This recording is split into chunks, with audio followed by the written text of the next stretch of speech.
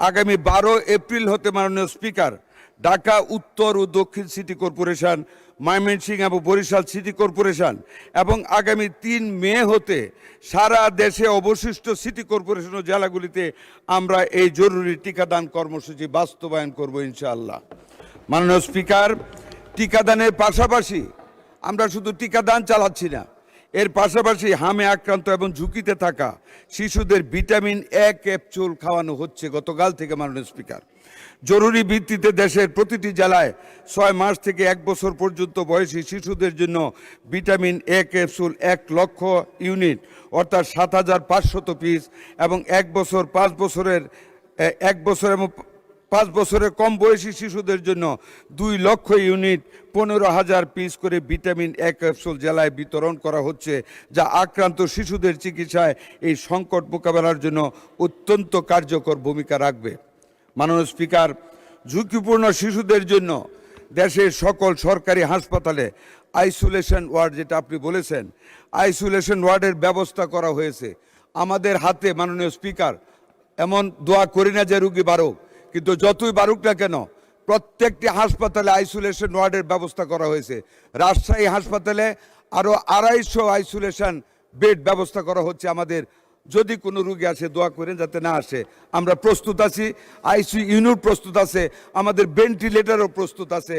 শুধু ভেন্টিলেটর না, আমাদের আইসিডিডিআর বেড একজন ডাক্তার তাহমিদ উনি অত্যন্ত স্বল্প খরচে, মাত্র 300 টাকা খরচে নতুন অক্সিজেন ইনফ্লো অ্যান্ড আউটফ্লোর একটা মেশিন সিস্টেম আবিষ্কার করেছে, যেটা দিয়ে যে কোনো হাসপাতালে যে কোনো সময় আমরা যে কোনো হামের রুগীকে এখন অক্সিজেন প্রবাহ দিতে পারি লাঙের ভিতরে।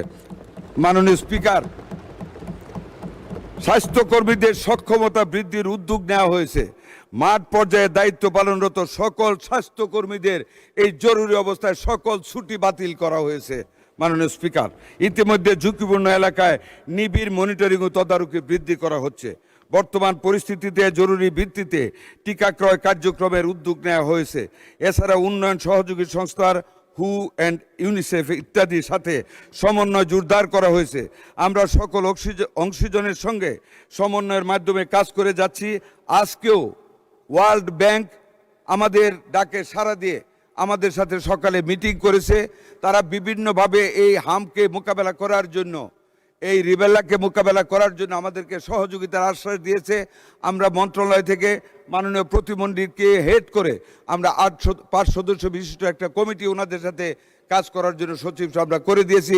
আরও অনেক গ্র্যান্ট এবং এইডস এই খাতে আমরা পাবো ইনশাল্লাহ। অংশীজনের সঙ্গে সমন্বয় দেখা আওতায় আসে, প্রতিরোধযোগ্য রোগ থেকে সুরক্ষিত থাকে। আমরা বিশ্বাস করি এই সমন্বিত ব্যাপক টিকাদান কর্মসূচির মাধ্যমে অতি দ্রুত হাম সংক্রমণ নিয়ন্ত্রণে আনা সম্ভব হবে।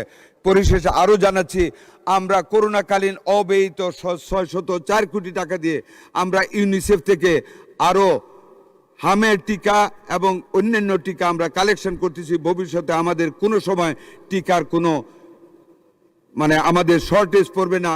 আমরা অলওয়েজ আমাদের হাতে টিকাতে আমরা সমৃদ্ধশীল থাকবো।